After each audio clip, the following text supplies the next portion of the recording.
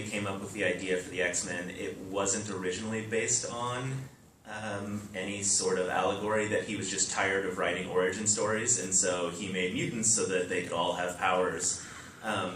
Do you think that impacts any of the allegory, or do you know when he sort of transitioned into, oh, I have this sort of accidental brilliance that he came up with?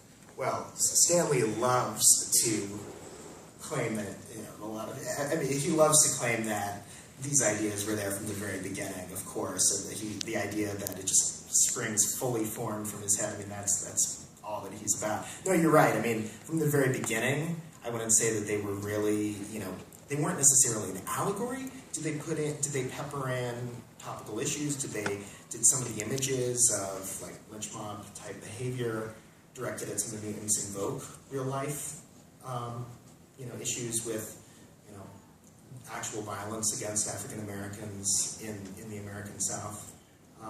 Yeah, absolutely. I think that it did. I think that the actual structuring the overall mythos of the X-Men as an allegory, I think that is something that came later. I mean, certainly in the operatic Chris Claremont years, that's very front and center.